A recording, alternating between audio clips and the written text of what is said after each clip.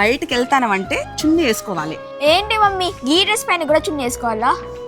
అగో ఆంటీ వాళ్ళ పోయేస్తారు కదా. ఈ శ్రావణ మాసం వచ్చిందంటే చాలా పసుబొట్లు తిరుగుడే అవుతుంది.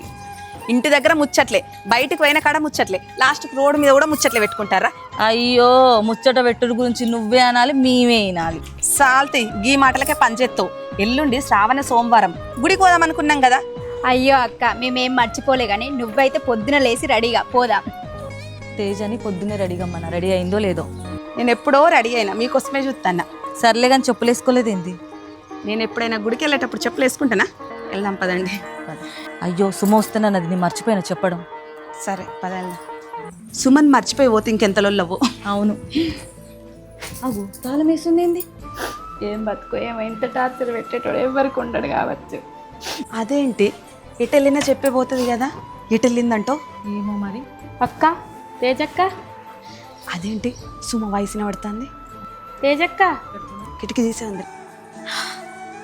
అదేంటి సుమ నువ్వు ఇంట్లో ఉన్నావు, తాళం వేసింది. నేను చెప్తా అక్క, ముందట తాళం బలగొట్టండి అక్క. తాళం బలగొట్టుడా? ఎట్లా? నేను రాయి తీసుకొస్తా ఉండు. అమ్మ ఒక్కటే దెబ్బ కొలగొట్టినావు కదా. మరి ఏమనుకుంటాను? ఎన్ని తాళాలు బలగొట్టిందా అక్క, బాగానే అలవాటు ఉన్నట్టుంది. గీ కుళ్ళు జోకులకే పని చేస్తారు కానీ లోపల అది ఎందుకు బాధపడుతుందో తెలుసుకోవాలని ఉన్నదా అసలు మీకు? అక్క ఏమైంది సుమ? ఏం చెప్పాలక్క?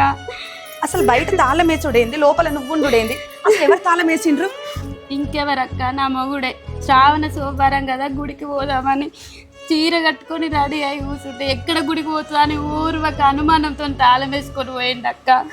అదేంటి సుమ, మీ ఆయన ఎప్పుడైనా గుడికి తీసుకుపోతాడు, బజార్కు తీసుకుపోతాడు, ఎటుంటాడు తీసుకుపోతాడు కదా, ఈ అనుమానం ఏంది? నీ కళ్ళనే అర్థం కావాలక్క. ఆయన లేని నన్ను ఎక్కడికి పంపడు. ఇవాళ అర్జెంటు ఆఫీస్ కాల్ వచ్చిందని పోయిండక్క. ఇవాళ శ్రావణ సోమవారాన్ని ఖచ్చితంగా గుడికి పోతానని అనుమానంతో లోపలే తాళం పెట్టిపోయిందక్క.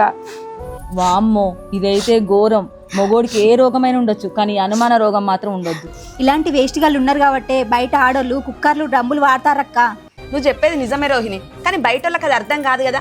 అది అర్థం కాక ఆడోళ్ళు ఏంది గిట్ల తయారైతాండ్రు అంటారు, కానీ ఇళ్ళల్లో మొగోళ్ళు చేసే లెక్కలు గిట్లుంటాయి. అవి ఎవరికి కనబడాయి?